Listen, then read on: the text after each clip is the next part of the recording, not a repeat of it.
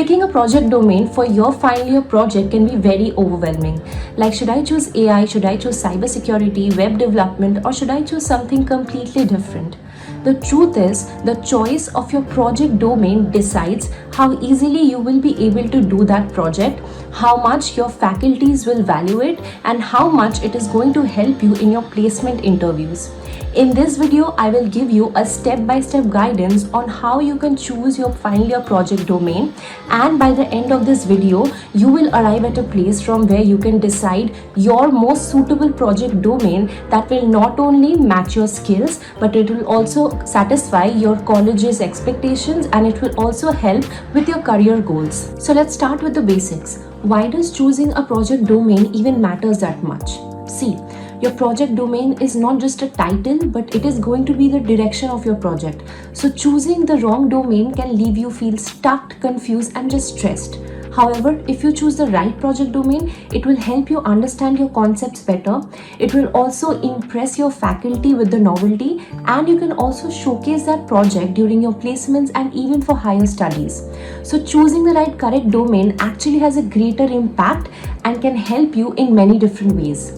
So let's start with step 1. Step 1 is knowing what your college is expecting. For example, some colleges want their student of IT, CSE and AIML department to do hardware projects. And the reason is they want them to publish some different kind of project in the journals, because usually these students always lean towards software projects more.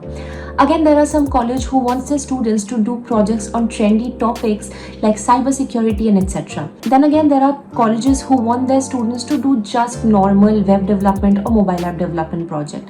Again, there are some colleges who want their students to only do IEEE paper-based projects.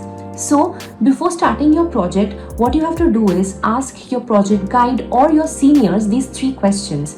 That is, what kind of domains are usually accepted? What kind of domains got rejected last year? And thirdly, does your college want you to do real-time projects or social cause-based project?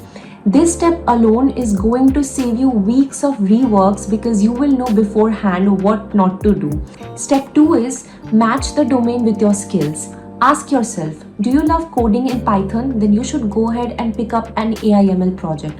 Or are you more interested in HTML, CSS and JavaScript? Because in that case, you should take up a web development or a full stack development project. Or are you good with databases and SQL, etc.? Because in that case, you should take up data science project. And remember, a project is a group work. You will see that one person in the group is good with AI, the other likes coding in Python, someone else is good with database, and that is perfect. Then you can go ahead and build a full stack development project.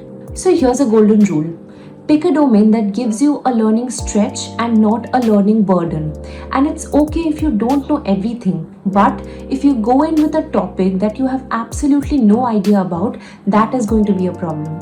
For example, you have not done any work related to AIML ever, but you go ahead and pick up a project topic like advanced reinforcement learning with ML.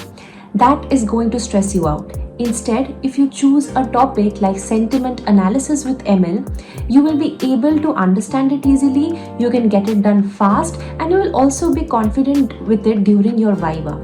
So, choosing a project that you already have some basic idea about will kind of accelerate your project process, and it will keep you less stressed. Now, step 3. Think about your career value. As your final year project is not just about marks, it is going to be the first piece in your portfolio. Like for example, when you sit for your placement interviews or you're preparing your SAP for applying to study abroad, your project is going to decide how you're going to look. Are you going to look like a skilled and confident person, or are you going to look like you copied your project from some random GitHub page? So, it is very important that you decide your career value through your project. Now, I will tell you 3 steps on how you can do it. First of all, if your aim is to join an IT service company, it's better if you do a project on web development databases, because that is what makes sense and the interviewers will be able to ask you questions based on that. If your aim is to join a product-based company or let's say a startup, then you should try and do a project with AIML, cloud, or just some real-life application. And if your aim is to go and study abroad, then we would suggest that you go for a project that is more like AIML or data research based project, and even publishing your paper can add a lot more value to your recipe. So your project is not just a mark scoring activity, it is going to be the first line on your resume. Now let's move on to step 4, that is check your resources and feasibility. So this is very important because sometimes students get overexcited and pick a project topic only to later realize that there isn't enough resources, data, or just a proper environment to execute that process.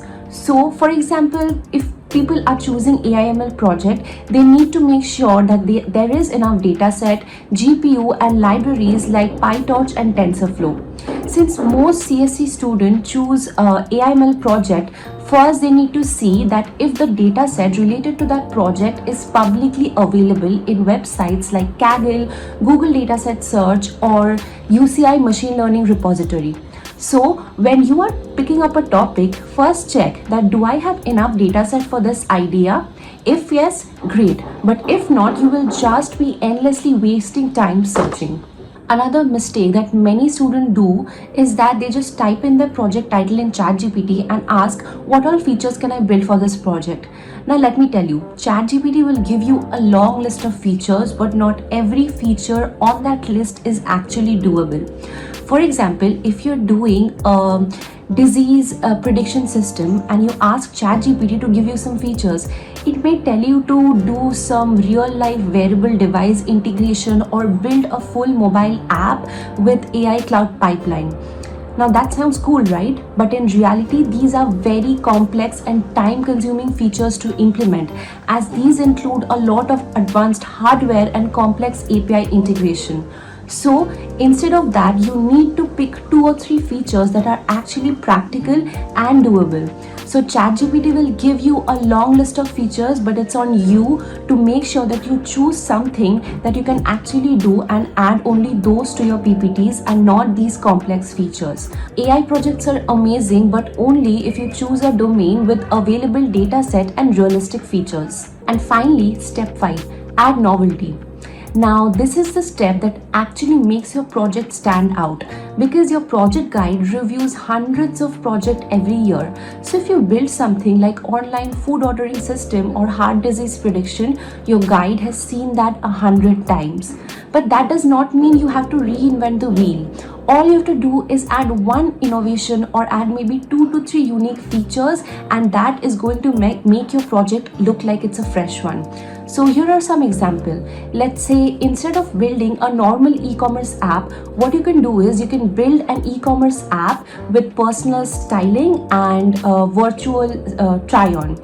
Then let's say instead of building a normal traffic management app, you can go ahead and build an AI-powered traffic management app that predicts jam and also suggests alternate routes. Then instead of building a normal learning platform, what you can do is build an AI-powered learning platform that detects voice emotion and tracks the interest of the learners. So you just don't have to build an entirely new project. You can add some unique features to it, and this is how it's going to turn out. And also, it doesn't matter what topic you're choosing, be it AIML, cybersecurity, anything. All you have to do is add some novelty to your project, and your project guide will easily accept your project title. So let's recap quickly. To choose your project domain, you need to check your college expectations, you need to match it with your skills, you need to see the career value, you need to make sure the resources are available, and you need to add one unique twist. So if you follow this 5-step method, you will never again be confused about choosing your final year project. You can pick smartly, start building your project confidently, and present with clarity. If you're looking for final year project assistant, then click the link in our description box and book a consultation call with us. Also, if you found this video helpful, then comment below the project domain that you are planning to use, and we will reply with some ideas related to that you can explore. Also, don't forget to subscribe to our channel, because in the next video we will be discussing about the top 20 project ideas in 2025 from where you can directly pick and start working on.